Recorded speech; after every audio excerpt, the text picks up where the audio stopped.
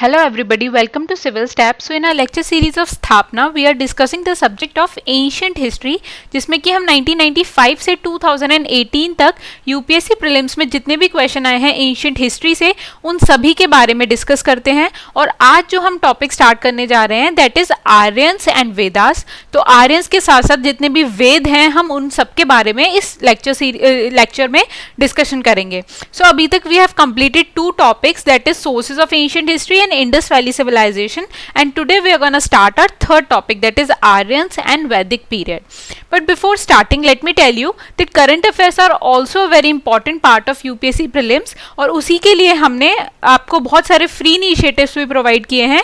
And उन सारे initiatives को और उन सारी इन्फॉर्मेशन को रिवाइज करने के लिए we have also started a test series जो कि 1 अप्रैल से स्टार्ट हुई थी, and it has 10 full length test means 1000 MCQs, and these tests are downloadable as well as printable।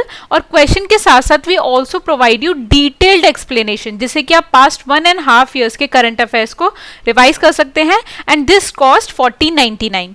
उसी के साथ साथ इस पे हमें जो हमारा फर्स्ट बैच था टेस्ट सीरीज का, we got very good response on that. So इसीलिए we have started our batch 2 of current affairs test series, जिसमें कि 5 फुल लेंथ टेस्ट होंगे means 500 MCQs and the same downloadable as well as printable. And इसकी भी हम आपको detail explanation provide करेंगे और जिससे कि आप पास्ट 1.5 years के करंट अफेयर्स को रिवाइज कर सकते हैं। So it is 5 test, that's why it cost 749। And for more details about the test series you can click on the link given in the description box। साथ में जिन जिन लोगों को जो है जो मैं लेक्चर्स देती हूँ आपको उनकी PDF को डाउनलोड करने में प्रॉब्लम आ रही है, तो वो डिस्क्रिप्शन बॉक्स में एक डेमोन्स्ट्रेशन वीडियो का लिंक गिवन है, तो आप उस लिंक पर क्लिक करके देख सकते हैं कि आपको PDF किस तरीके से डाउनलोड करनी है। So now let's start with this lecture now. So सबसे पहले हम डिस्कस करेंगे आर्यंस और ऋग वैदिक एज के बारे में। सो आर्यंस का जितना भी डिस्कशन है, जितनी भी इंफॉर्मेशन हमें मिलती है वो हमें ऋग्वेद से मिलती है। उसके साथ साथ 2 बुक्स और हैं which is Zend Avesta and the Homer's Iliad and Odyssey. तो इन 3 बुक से जो है हमें आर्यंस के बारे में इंफॉर्मेशन मिलती है, लेकिन इन तीनों में से जो इंडियन टेक्स्ट है दैट इज ऋग्वेदिक। सो ऋग्वेदा में जो भी मेंशन है कि उस कैसी वहाँ का सोसाइटी थी, कैसे इकोनॉमिक्स था, वो सारे आर्यंस की हमें इंफॉर्मेशन गिवन है। सो आर्यंस और ऋग्वेदिक को हमने ऋग्वैदिक एज को हमने एक पार्ट में डिवाइड कर लिया है। उसके बाद आती है हमारी लेटर वैदिक एज, जिसमें कि बाकी के 3 वेद जो हैं that is Yajurveda, Atharvaveda and Samaveda, तो उनके बारे में जो डिस्कशन है वो लेटर वैदिक एज में हम करेंगे। सो हम स्टार्ट करते हैं आर्यंस एंड ऋग्वैदिक एज से। तो सबसे पहले हमें ये देखना है कि आर्यंस थे कौन, क्या उनकी आइडेंटिटी थी। तो आर्यंस की आइडेंटिटी के ऊपर बहुत ज़्यादा कंट्रोवर्सी है, डिस्कशन है, क्योंकि कुछ लोग मानते हैं कि जो आर्यंस थे वो एक सुपीरियर रेस थी। उनके जो ओरिजिन है उस पर भी बहुत ज़्यादा कंट्रोवर्सी है, बिकॉज सम पीपल बिलीव कि आर्यंस जो हैं वो सेंट्रल एशिया से आए थे, सम पीपल बिलीव कि वो रशिया से आए थे। तो इस तरीके से कोई भी प्रॉपर आइडेंटिटी नहीं है, प्रॉपर ओरिजिन का हमें नहीं पता आर्यंस के बारे में। लेकिन जो यूपीएससी मानती है वो मतलब जितना भी डिस्कशन हुआ है that all boils down to one thing, that जो आर्यंस थे उनकी एक कॉमन लैंग्वेज थी। तो आर्यंस को जो है लैंग्वेज एक स्पीच ग्रुप की तरीके से माना जाता है, and they spoke the Indo European languages. तो अभी प्रेजेंट में यूरोप में जो भी लैंग्वेजेस बोली जाती हैं वो सारी जो है इस इंडो यूरोपियन लैंग्वेजेस से ही इवॉल्व होकर आई हैं। सो अब हम देखेंगे कि आर्यंस और ऋग्वैदिक एज के फीचर्स क्या क्या थे। So Aryans were acquainted with rivers and forest, और उनकी जो सोसाइटी थी वो मेल डोमिनेटेड थी। तो ये चीज़ आपको ध्यान रखनी है, फीमेल डोमिनेटेड सोसाइटी नहीं थी, उनकी सोसाइटी मेल डोमिनेटेड थी। और जो आर्यंस थे उन्होंने बहुत सारे एनिमल्स का भी यूज़ किया था अपनी सोसाइटी में, लेकिन सबसे ज़्यादा सिग्निफिकेंट रोल जो है वो हॉर्सेस प्ले करते हैं इन द ऋग्वैदिक एज और आर्यन सोसाइटी। तो आर्यंस जो थे they use to domesticate horses. तो ये चीज़ हमें ध्यान रखनी है, क्योंकि जो हड़प्पन सिविलाइजेशन थी वहाँ पर हॉर्सेस वहाँ पर प्रेजेंट थे या नहीं इसका हमारे पास कोई एविडेंस नहीं है। तो यही कंसिडर किया जाता है कि जो हॉर्सेस थे they were absent in the Harappan civilisation. लेकिन ये चीज़ जो है स्टार्क डिफरेंस है जब हम ऋग्वैदिक एज के बारे में पढ़ते हैं कि जो आर्यंस थे they use to domesticate horses, और साथ में जो ऋग्वेद है उसमें 2 कंप्लीट जो हाइम्स हैं they are devoted in the praise of the horses.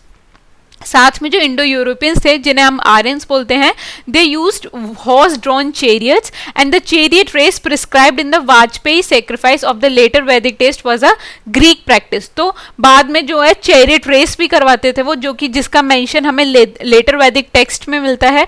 साथ में जो आर्यन कल्चर थी, they also were associated with the pit dwelling. साथ में the use of birch wood seems to be an Aryan feature along with underground horses. Then like the use of cremation भी जो है वो Aryans ने ही develop किया था, cremation की जो ट्रेट है। साथ में फायर कल्ट जो है that is considered to be a special trait of both the Indo Aryans and Indo Iranians. तो फायर ऑल्टर और वेदी is mentioned in the Rigveda. तो जो फायर कल्ट है यानी जो यज्ञ का प्रोसेस है, जो फायर को वो वर्शिप करते थे, ये इंडो आर्यंस की बहुत ही ज्यादा स्पेशल ट्रेट है, वो इसमें बहुत ज्यादा बिलीव करते थे और ऋग्वेद में भी इसके बारे में मेंशन्ड है। उसके बाद एनिमल सेक्रीफाइस जो है वो भी प्रिवेल करता था आर्यन सोसाइटी में, and horse sacrifice was typical of the Indo Europeans. तो जो हमने एनिमल सेक्रीफाइस के बारे में पहले भी पढ़ा है, जो ट्राइबल पीपल करते थे, लेकिन जो हॉर्स सेक्रीफाइस का जो कंसेप्ट है वो वैदिक पीपल से ही इंट्रोड्यूस हुआ है और that is typical to the Vedic people, मतलब वो बहुत ज्यादा करते थे इस चीज को। And 2 hymns are devoted to the horse sacrifice in the 10th book of the Rigveda. And the जो लेटर वैदिक टेक्स्ट है उनमें अश्वमेध नाम का जो सेक्रीफाइस था उसके बारे में भी मेंशन है। Then the Sindhu identical with the Indus. तो जो इंदस रिवर है उसको ही सिंधु बोला गया है।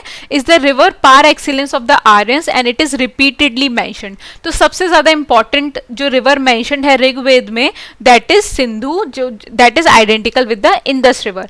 और एक बहुत ज्यादा इंपॉर्टेंट रिवर मेंशन है दैट इज सरस्वती, जिसको नदी तरना का नाम दिया गया है। सो नदी तरना means best of the rivers and best of the rivers was Saraswati at that time. And the whole Aryan region for settle Indian subcontinent is called the land of the 7 rivers. उसके बाद Aryans migrated to India in several waves. बहुत सारे groups में जो है Aryans India में आए थे, लेकिन जो पहली अर्लीस्ट वेव आई थी that was represented by the Rigvedic people. तो जो अर्लीस्ट वेव थी उनको ऋग्वेदिक पीपल बोला जाता है और वो इंडियन सबकॉन्टिनेंट में कब आए थे? अबाउट 1500 BC में। तो ये पर्टिकुलर जो डेट है ये आपको ध्यान रखनी है, बहुत ज़्यादा इंपॉर्टेंट है आपके एग्जाम के लिए। इससे आप जो है बहुत सारी चीज़ों का आइडिया लगा सकते हैं।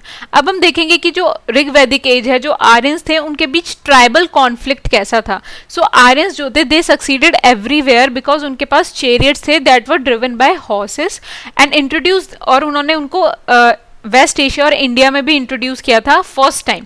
तो ये चीज़ आपको ध्यान रखनी है कि जो आर्यंस थे उनकी स्पेशलिटी थी they had chariots driven by horses.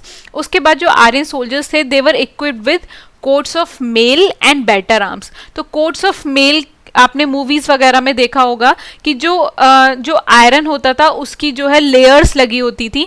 बहुत सारी मूवीज में दिखाया है, पद्मावती और जितनी भी वॉर से रिलेटेड मूवीज हैं उनमें दिखाया जाता है। तो कोट्स ऑफ मेल की जो फैसिलिटी है वो आर्यन सोल्जर्स को मिली हुई थी। साथ में they were engaged in 2 type of conflicts. एक कॉन्फ्लिक्ट्स फर्स्ट तो ये था कि they fought with the pre Aryans, ठीक है, तो जो लोग आर्यन से पहले थे they fought with them, and secondly they fought among themselves. तो ये 2 टाइप की कॉन्फ्लिक्ट्स में जो है आर्यंस एंगेज थे। और ट्रेडिशन के अकॉर्डिंग माना जाता है कि आर्यंस जो है 5 ट्राइब्स में डिवाइडेड थे जिनको पंचजन बोला जाता है, और जिनमें से मेन जो रूलिंग क्लाइंस थी देवर भारत एंड त्रिस्तु।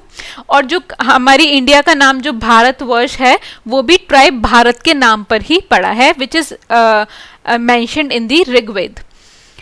उसके बाद हम देखेंगे कि उनकी पॉलिटी कैसी थी। So administrative machinery of the Aryans in the Rigvedic period work with the tribal chief in the centre, he was called Rajan. तो उनकी पॉलिटी जो एडमिनिस्ट्रेशन था वो इस तरीके से था कि एक ट्राइबल चीफ हुआ करता था which was centre of the administration, और जिसको राजन बोला जाता था। और साथ में हमें ये भी ट्रेसेस मिलते हैं कि जो किंग था उसका इलेक्शन किया जाता था by the tribal assembly which was called the समिति। उसके साथ साथ क्लैन बेस्ड और ट्राइबल्स बहुत सारी असेंबलीज हुआ करती थी उस टाइम पर, जिन्हें सभा, समिति, विधाता और गण का नाम दिया गया है। ये सारी चीजें मेंशन है हमारे ऋग्वेद में। और एक बहुत ज़्यादा स्पेशल इसका फीचर है कि जो सभा और विधाता थी इनमें विमेन को भी पार्टिसिपेट करना अलाउड था, यानी विमेन की जो कंडीशन थी वो ऋग वैदिक एज में काफ़ी अच्छी थी सोसाइटी में। लेकिन ऋग वैद एज के बाद लेटर वैदिक एज में जो है विमेन की कंडीशंस जो है वो ग्रेजुअली डिग्रेड होती जाती हैं, उन्हें कम से कम राइट्स दिए जाते हैं और उनके पास जो ऑलरेडी राइट्स थे वो भी उनसे छीन लिए जाएंगे। So in the day to day administration जो किंग था उसको असिस्ट करने के लिए बहुत सारी फंक्शनरीज थी, बहुत सारे पीपल थे। So first was Purohit which was called priest. तो दो इंपॉर्टेंट प्रीस्ट जो हैं उस टाइम के वो हैं वशिष्ठ एंड विश्वामित्र।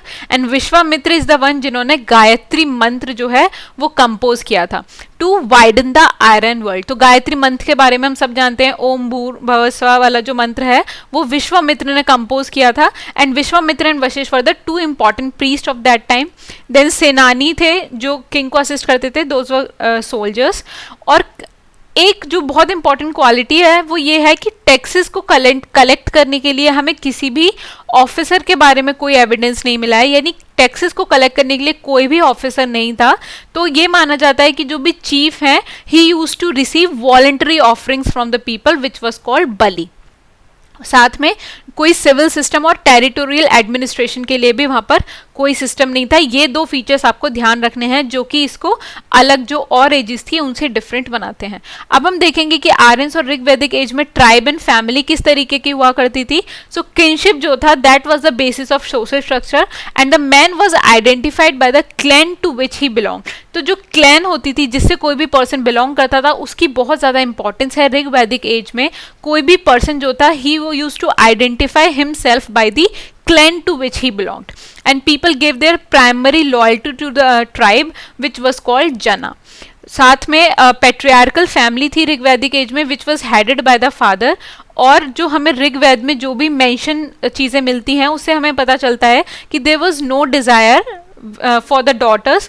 लेकिन जो ऋग वेद है उसमें मेंशन है कि लोग जो है चिल्ड्रन और कैटल के लिए जो है डिज़ायर करते थे, और उसके लिए बहुत सारी हाइम्स जो है उसमें रिकरेंट थीम भी ये है कि वो चिल्ड्रन और कैटल के लिए गॉड से डिज़ायर कर रहे हैं, but there was no desire for the daughters. So it was a totally patriarchal social structure.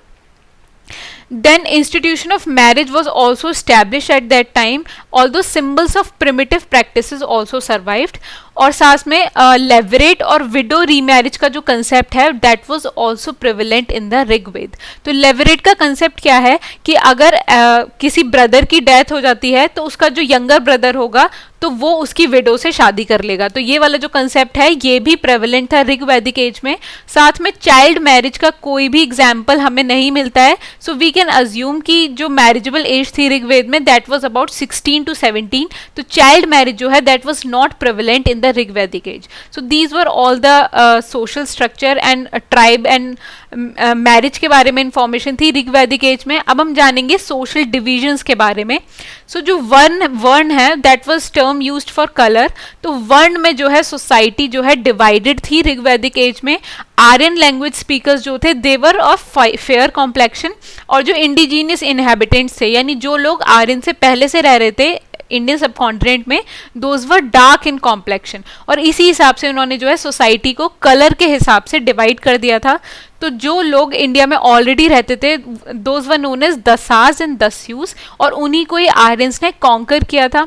And Dasas and Dasyus were treated as slaves and Shudras. तो ये हमें ध्यान रखना है कि इंडिजिनियस पीपल को वो स्लेव्स और शूद्रास की तरह ट्रीट करते थे। और जो उनकी ट्राइबल सोसाइटी थी वो धीरे धीरे 3 ग्रुप्स में डिवाइड हो गई थी। First was warriors, second was priest and third was common people जो normal trade and work and manufacturing इन सब में इन्वॉल्व थे। लेकिन उसके बाद जब ऋग वैदिक पीरियड एंड की तरफ आया तब एक और डिवीजन जो है इंट्रोड्यूस हो गया था विच वर शूद्रास। तो धीरे धीरे करके 4 वर्ण जो हैं वो डिसाइड हो गए थे। और इसमें हमें ऋग वैदिक में हम जो ऋग वेदा है उसमें हमें ये भी मेंशन मिलता है कि there is a mention of slaves who were given as gift to the priest. तो प्रीस्ट को एज अ गिफ्ट जो है स्लेव्स दिए जाते थे, और वो जो मेनली होती थी दे वर वुमेन स्लेव्स जो कि डोमेस्टिक पर्पसेस के लिए जिनको एम्प्लॉय किया जाता था। तो इससे हमें क्या पता चलता है कि स्लेव्स की भी प्रेजेंस थी ऋग वैदिक एज में। देन अब हम जानेंगे ऋग वैदिक गॉड्स के बारे में, यानी वो किस किस को पूजते थे वो लोग। So Aryans find it difficult to explain the तो जो नेचुरल फिनोमेना थी, जैसे बारिश आना, जैसे सन का दिखना, जैसे मून का दिखना, रिवर्स के एग्जिस्टेंस, तो इन सारी चीज़ों को जो है आर्यंस एक्सप्लेन नहीं कर पाए कि ऐसा क्यों हो रहा है, तो इसलिए उन्होंने जितनी भी नेचुरल फोर्सेस हैं उनको पर्सोनिफाई कर दिया और उनको गॉड्स का नाम दे दिया। तो जो इंद्र थे, इंद्र गॉड थे ऋग्वैदिक एज में, जो कि वॉर लॉर्ड है। साथ में जो अग्नि थी, जो फायर है, उसको उन्होंने फायर गॉड बना दिया। गॉड ऑफ प्लांट्स जो हैं उसको उन्होंने नाम दे दिया सोमा, और सोम के नाम से एक इंटॉक्सिकेटिंग ड्रिंक भी है।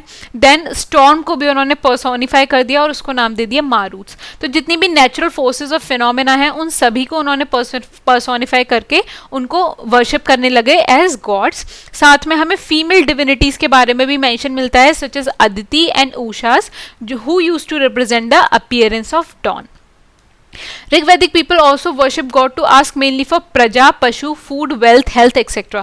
तो इससे पहले जब हम एंशियंट हिस्ट्री के बारे में पढ़ते हैं, हमने आर्ट एंड कल्चर में भी देखा था, तो मेनली जो एंशियंट पीपल थे they use to worship god so that उन्हें सेल्वेशन मिल जाए। लेकिन जो ऋग्वैदिक एज के जो पीपल थे वो गॉड से सेल्वेशन के लिए वर्शिप नहीं करते थे। They use to ask for things, ask for food, ask for wealth, ask for praja, ask for pashu. तो इस तरीके की चीज़ों की डिमांड के लिए दे यूज टू वर्शिप गॉड। ये बहुत ही स्टार्क फीचर है, आपको ध्यान रखना है। So guys, this was all about Aryans and Rigvedic age. अब हम पढ़ेंगे लेटर वैदिक एज के बारे में, यानी ऋग्वेद के बाद जो 3 वेद आए थे तो उस टाइम पर कैसी सोसाइटी थी। लेकिन लेटर वैदिक एज से जो है बहुत ज़्यादा क्वेश्चन नहीं पूछे गए हैं, very few questions have been asked from this topic. तो इसके लिए हम लेटर वैदिक एज जो है उसको बहुत ब्रीफ में डिस्कशन करेंगे इस लेक्चर में। लेकिन आपको ये इग्नोर नहीं करनी है, एनसीईआरटीज में जो भी मेंशन है you have to read all of it. Specially class 11th की जो ओल्ड एनसीईआरटी है एंशिएंट हिस्ट्री की, वो तो बहुत बहुत ज़्यादा इंपॉर्टेंट है। 95% क्वेश्चन आप सॉल्व कर सकते हैं सिर्फ उसी एक बुक को पढ़ के। उसके बाद 6th, 7th, 8th की जो एनसीईआरटी हैं जिनमें एंशिएंट हिस्ट्री के बारे में मेंशन है, अगर वो आप सारी पढ़ लेंगे तो आई अश्योर यू कि सारे क्वेश्चन जो है एंशिएंट हिस्ट्री के वो एनसीईआरटी से ही पूछे जाते हैं। ऑलराइट, सो लेटर वैदिक एज के बारे में जानेंगे कि वैदिक टेक्स्ट जो हैं जो ऋग्वेदा के बाद कंपाइल हुए थे उनको लेटर वैदिक पीरियड के नाम से जानते हैं, और जो वैदिक हाइम्स और मंत्रास का कलेक्शन है उसको संहितास का नाम दिया गया है। तो ऋग्वेद संहिता जो थी दैट वाज द ओल्डेस्ट वैदिक टेक्स्ट, जहां पर हमें अर्ली वैदिक एज के बारे में पूरा डिस्क्रिप्शन मिलता है, जो अभी हमने प्रीवियस स्लाइड्स में डिस्कस किया था। और ऋग्वेद को रेसिटेशन के पर्पस से रिसाइट करने के लिए जो ऋग्वेद की प्रेयर्स हैं उनको ट्यून में सेट कर दिया गया और उस पूरे कलेक्शन को नाम दिया गया है सामवेद संहिता। इसके अलावा 2 और वेद थे, that was Yajurveda Samhita and Atharvaveda Samhita. तो ये 4 वेद थे, ये आपको ध्यान रखने हैं। सो ऋग्वेद और सामवेद में क्या क्या था वो मैंने आपको बता दिया है। अब हम देखेंगे कि यजुर्वेद और अथर्ववेद में क्या क्या चीजें मेंशन है। सो जो यजुर्वेद है that contains not only hymns but also rituals which have to accompany their recitation. तो हाइम्स को सिर्फ बोलने के अलावा they people has to perform some rituals, और उन सभी का जो मेंशन है वो यजुर्वेद में किया गया है। साथ में the rituals reflect the social and political milieu in which they arose. उसके बाद आता है हमारा अथर्ववेद। तो अथर्ववेद में क्या क्या है, it contains charms and spells to ward off evils and diseases. तो अथर्ववेद में जो है चार्म्स, स्पेल्स, मैजिक, इन सब के बारे में डिस्कशन किया गया है। साथ में it also throw light on the believes and practice of the non Aryans. तो ऋग्वेद में सिर्फ आर्यंस के बारे में डिस्कशन था, लेकिन जो अथर्ववेद है उसमें नॉन आर्यंस के क्या बिलीव्स थे, क्या प्रैक्टिसेस थी, उनके बारे में भी डिस्कशन किया गया है। अब हम डिस्कस करेंगे वैदिक संहितास के बारे में। सो वैदिक संहितास मैंने आपको बता दी, 4 वैदिक संहितास थी। They were followed by the composition of a series of text known as Brahmanas. तो संहितास के अलावा और भी टेक्स्ट कंपाइल किए गए थे उस टाइम पर विच वर नोन एज ब्रह्मनास। और ब्रह्मनास में क्या मेंशन था, सारे रिचुअलिस्टिक फॉर्मूला और जो सोशल एंड रिलीजियस मीनिंग क्या है उन रिचुअल्स का, ये सब हमें ब्रह्मनास में एक्सप्लेन किया गया है। तो बहुत सारे ब्रह्मनास उस टाइम पर कंपाइल किए गए थे, जिसमें से कुछ फेमस हैं। शातपथ ब्राह्मणा जो है that speaks at length about the ploughing ritual. उसके साथ साथ ऐत्रेय ब्राह्मणा भी बहुत ज़्यादा फेमस है। तो जितने भी ब्रह्मनास का नाम एनसीईआरटी में मेंशन है वो सारे इंपॉर्टेंट हैं आपके लिए, यूपीएससी किसी से भी क्वेश्चन पूछ सकती है, इसलिए वो तो सब आपको पढ़ने हैं। उसके बाद जो वैदिक पीरियड जब एंड की तरफ आने लग गया तो लोग जो है बहुत ज़्यादा स्ट्रॉन्ग रिएक्शन था उनका अगेंस्ट प्रीस्टली डोमिनेशन, क्योंकि प्रीस्ट का जो डोमिनेशन था वो बढ़ गया था और बहुत सारे रिचुअल्स जो हैं उनका भी इंट्रोडक्शन हो गया था। तो इन सब के अगेंस्ट लोगों का बहुत ज़्यादा स्ट्रॉन्ग रिएक्शन आने लग गया। तो उसी के लिए उन्होंने उस टाइम पर उपनिषद्स कंपाइल किए गए, जिसमें कि सारे रिचुअल्स जो हैं उन सबको क्रिटिसाइज किया गया और जो स्ट्रेस दिया गया वो किस बात पर दिया गया, राइट बिलीफ पर और नॉलेज पर। तो जो उपनिषद्स हैं उसमें वेद में जो भी लिखा हुआ है कि ये रिचुअल होने चाहिए, ऐसी तरीके से काम करना चाहिए, उन सारे रिचुअल्स को क्रिटिसाइज करके इस बात पर फोकस लाया गया कि राइट बिलीफ और नॉलेज मिलनी चाहिए। और उपनिषद में जो है ब्रह्मा जो है he must as the supreme entity. तो इससे पहले जो है फायर गॉड, इंद्र, इन सबको पूजा जाता था, इन सबको वर्शिप किया जाता था, लेकिन उपनिषद में जो सुप्रीम एंटाइटी किसको माना है वो है ब्रह्म गॉड को। तो ये आपको ध्यान रखना है। उसके बाद अब हम डिस्कस करेंगे उपनिषद्स के बारे में। सो ओल्डेस्ट उपनिषद्स जो हैं वो हैं बृहदारण्यका एंड चांडोग्य। ये सारे इंपॉर्टेंट हैं, ये तो आपको ध्यान रखने ही है।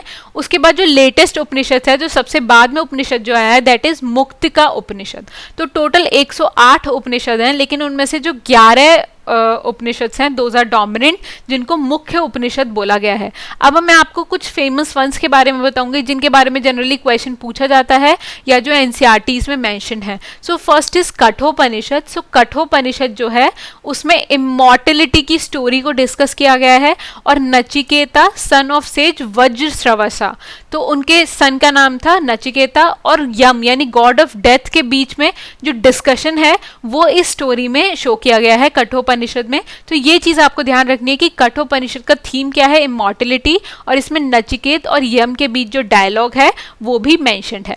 उसके बाद नेक्स्ट है जो लेटेस्ट उपनिषद है हमारा Muktika. It deals with Para Vidya and Apara Vidya. तो अगर आपसे क्वेश्चन पूछा जाए कि पार विद्या और अपार विद्या किस में डिस्कशन किया गया है, तो इट वाज मुक्तिका उपनिषद। उसके बाद मुंडक उपनिषद है, that is notable as the source of the phrase Satyameva Jayate. तो सत्यमेव जयते का जो फ्रेज है वो हमें मुंडक उपनिषद से लिया गया है। देन नेक्स्ट है Mandukya, it is the shortest Upanishad. Then Prashna, this Upanishad is in question answer format and Brahmin come to sage Pippalada and request him to clarify their spiritual doubt. तो ब्राह्मण और पिप्पलड़ जो सेज थे, इन दोनों के बीच में जो डिस्कशन है वो प्रश्न उपनिषद में किया गया है और ये पूरा उपनिषद जो है क्वेश्चन आंसर फॉर्मेट में है।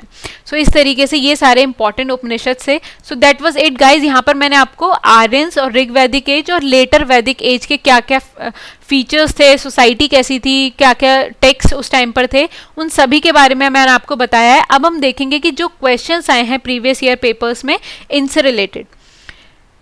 But first let me tell you कि कीवर्ड्स जो हैं वो बहुत ज़्यादा इंपॉर्टेंट पार्ट है यूपीएससी का और बहुत ज़्यादा फेवरेट टॉपिक भी है। हर साल जो है एक क्वेश्चन जरूर पूछा जाता है कीवर्ड से, इसलिए ऋग वैदिक एज, लेटर वैदिक एज और आर्यन से रिलेटेड जितने भी कीवर्ड्स हैं जो भी एनसीईआरटी में मेंशन्ड हैं वो मैंने आपको यहाँ पर वर्ड और उनका मीनिंग क्या है वो यहाँ पर आपको मैंने एक साथ कंपाइल करके दे दिया है सो दैट आप इजीली रिवाइज कर सकें। And let me tell you this is a very important page. तो कीवर्ड्स तो आपको बहुत ज़्यादा इंपॉर्टेंट है, तो ये सब आपको ध्यान होना चाहिए कि कोई भी वर्ड जो है उसका मतलब क्या है ड्यूरिंग द ऋग वैदिक एंड लेटर वैदिक एज। अब हम स्टार्ट करते हैं क्वेश्चन से। सो this question came in the prelims of 1996 and the question is the river most mentioned in early Vedic literature is Sindhu, Sutudri, Saraswati and Ganga. तो ये मैंने जब आपके साथ एक्सप्लेन किया था तभी मैंने आपको बताया था कि जो सिंधु नदी है जो कि दैट इज इंडस रिवर के लिए जो टर्मिनोलॉजी यूज की गई है सिंधु, तो वो जो है सबसे ज्यादा मेंशन रिवर है वैदिक लिटरेचर में, इसलिए हमारा आंसर है ऑप्शन ए। अब बढ़ते हैं अपने नेक्स्ट क्वेश्चन की तरफ। So this question came in the prelims of 1999 and the question is the term Aryan denotes. तो आर्यन से क्या मतलब है? An ethnic group, a nomadic people, a speech group और अ सुपीरियर रेस। तो जब मैंने ये लेक्चर शुरू किया था तभी मैंने आपको बताया था कि जो आर्यन का मतलब है उस पर बहुत ज़्यादा कॉन्ट्रोवर्सी है। सम पीपल से कि एक सुपीरियर रेस है, सम पीपल बोलते हैं कि वो एक एथनिक ग्रुप है, लेकिन everything has boiled out to a one thing कि आर्यंस जो हैं वो एक प्रॉपर जो लोग इंडो यूरोपियन लैंग्वेज को बोलते थे उनको आर्यंस बोला गया है. So Aryans denotes a speech group. That's why C is our answer here. तो ये वाला क्वेश्चन जो है बहुत ज़्यादा ट्रिकी था, इस पर कंट्रोवर्सी भी हुई थी उस टाइम पर, लेकिन अब अगर इससे रिलेटेड क्वेश्चन पूछा जाता है तो अब आपके दिमाग में क्लियर होना चाहिए कि Aryan denotes a speech group. ये चीज़ आपको ध्यान रखनी है. Now let's move forward to a next question. So this question came in the prelims of 2004 and the question is which one of the following 4 Vedas contains an account of magical charms and spells. तो इनमें से 4 वेद में से किस वेद में magical charms और spells का डिस्कशन किया गया है. So first is Rigveda, Yajurveda, Atharvaveda and Samaveda. तो अभी हमने डिस्कशन किया था कि जो अथर्ववेद है उसके अंदर मैजिकल चार्म्स और स्पेल्स का डिस्कशन किया गया है, इसलिए सी इज द आंसर है. Now let's move forward to our next question. So this question came in the prelims of 2012 and the question is the religion of early Vedic Aryans was primarily of bhakti, image worship and yajnas, worship of nature and yajnas and worship of nature and bhakti. तो जो भक्ति का concept है वो वैदिक as में नहीं था, इसलिए भक्ति जो है उसको हम एलिमिनेट कर सकते हैं. अर्ली वैदिक एज में कहीं भी भक्ति का मेंशन नहीं था. सो ए और डी ऑप्शन जो है वो यहीं से ही हम एलिमिनेट कर सकते हैं. उसके बाद we are remain with B और सी. तो इमेज वर्शिप जो है वो भी अर्ली वैदिक एज में नहीं थी, कहीं पर भी इमेज वर्शिप की चीज़ मेंशन नहीं है. People use to worship the natural forces like fire है, लाइक रेन है, लाइक स्टॉर्म है. तो इन सारी चीज़ों को पीपल जो है वर्शिप करते थे, नेचर का वर्शिप करते थे और साथ में वो फायर कल्ट में भी बिलीव करते थे, यानी जो यज्ञ होते थे यजनास उनमें भी वो बहुत ज़्यादा बिलीव करते थे. सो इससे हम डिड्यूस कर सकते हैं कि हमारा आंसर जो है वो है option C, that is worship of nature and yajnas. इसमें बिलीव करते थे अर्ली वैदिक आर्यंस और answer is option C. Now let's move forward to our next question. So this question came in the prelims of 2017 and the question is with reference to the difference between the culture of Rig Vedic Aryans and Indus Valley people, which of the following statements are correct. तो इसमें Rig Vedic Aryans और Indus Valley people को differentiate करते हुए जो है 3 statements given है and we have to tell that which of them are correct. So first is Rig Vedic Aryans use the coat of mail and helmet in warfare, whereas the people of Indus Valley civilization did not leave any evidence of using them. तो हमने Rig Vedic Aryans as well as Indus valley civilisation दोनों को cover कर लिया है. Indus valley के बारे में हमने सेकंड लेक्चर में डिस्कस किया था. सो इंडस वैली सिविलाइजेशन में हमने देखा कि लोग जो है वो ज़्यादा वारफेयर में इन्वॉल्व नहीं थे और ना ही उनके पास कोट ऑफ मेल और हेलमेट ये सब चीज़ें थी, ये कहीं भी मेंशन नहीं है. और ऋग वैदिक आर्यंस के पास ये सब थी, ये मैंने अभी आपको प्रीवियस स्लाइड्स में बताया था. सो हमारा जो पहला स्टेटमेंट है वो बिल्कुल करेक्ट है. So first is correct. So when we know that first is correct तो हम अपना बी ऑप्शन को तो एलिमिनेट कर सकते हैं. उसके बाद सेकंड है Rig Vedic Aryans knew gold, silver and copper, whereas Indus valley people knew only copper and iron. तो अभी हमने पढ़ा था कि ऋग वैदिक टाइम्स में जो है गोल्ड, सिल्वर, कॉपर इन सबसे ज्वेलरी बनाते थे. तो ये सारे मेटल्स जो हैं वो ऋग वैदिक एज में थे, ये हमें पता है. तो पहला पार्ट जो है सेकंड स्टेटमेंट का दैट इज करेक्ट. उसके बाद सेकंड पार्ट है Indus valley people knew only copper and iron. तो ये वाला जो स्टेटमेंट है ट्रिकी है, लेकिन ये statement is incorrect because Indus valley people knew only copper, they didn't know about iron. Iron का जो यूज है वो बहुत बाद में शुरू हुआ है, लेटर वैदिक एज के बाद शुरू हुआ है. तो इसलिए आयरन का यूज नहीं करते थे Indus valley people, they only new copper and bronze. तो इसलिए जो है सेकेंड स्टेटमेंट जो है वो हमारा इनकरेक्ट है. So if second statement is incorrect तो हम ऑप्शन डी को भी एलिमिनेट कर सकते हैं. Now we are remain with A and C. तो हमारे पास 2 ऑप्शंस बचते हैं.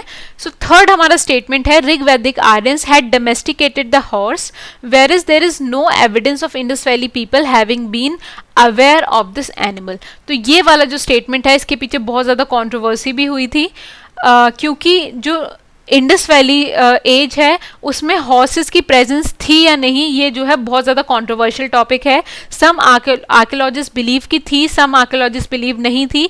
लेकिन यूपीएससी ने इसका जो आंसर बताया था वो ये बताया था कि इंडस वैली सिविलाइजेशन जो थी वहाँ पर कोई भी प्रॉपर और लाइक फिक्स एविडेंस नहीं है कि हॉर्सेस वहाँ पर प्रेजेंट थे ही. तो इसलिए हम ये बिलीव करेंगे कि Indus valley people have having been aware of this animal, इसका कोई भी एविडेंस नहीं है।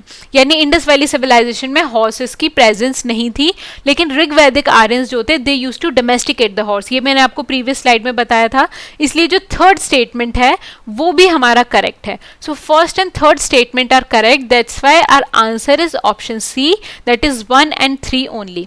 And let me tell you, आगे फ्यूचर एग्जाम में अगर हॉर्स का मेंशन होता है इंडस वैली सिविलाइजेशन में, तो वहां पर आपको यही लगाना है कि Indus valley civilisation people were not aware of the horse. तो इसी तरीके से आपको आगे जो फ्यूचर में क्वेश्चन आएंगे वो इस तरीके से ही आपको अटेम्प्ट करने हैं।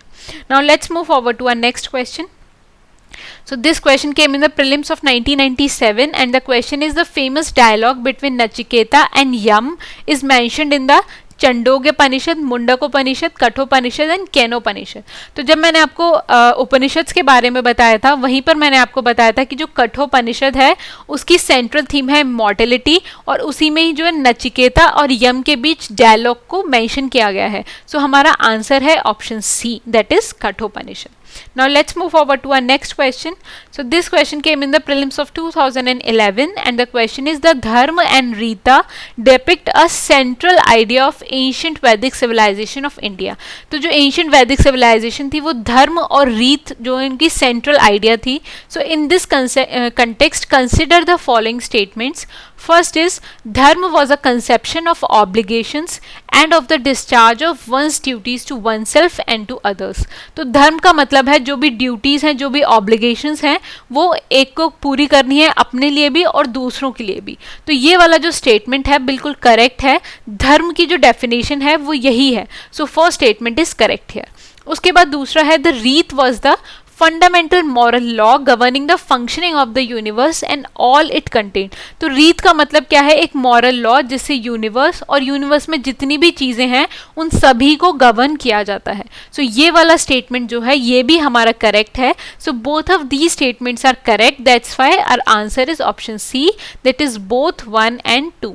तो ये वाला जो क्वेश्चन है बहुत ही जनरल टाइप का क्वेश्चन था, मतलब कहीं पर भी ये दोनों चीज़ें आपके पास एक साथ मेंशन्ड आपको किसी भी बुक में नहीं मिलेंगी, लेकिन ये आपकी जो है बेसिक अंडरस्टैंडिंग पे क्वेश्चन है, क्योंकि ये वाले टर्म्स जो है बहुत ज़्यादा यूज़ किए जाते हैं कल्चर में भी as well as ancient history में भी. तो ये वाला क्वेश्चन जो है आपकी बेसिक नॉलेज को चेक करता है, and answer of this question is option C, that is both 1 and 2. Now let's move forward to our next question. So this question came in the prelims of 1995 and the question is, who among the following was a Brahmavadini who composed some hymns of the Vedas.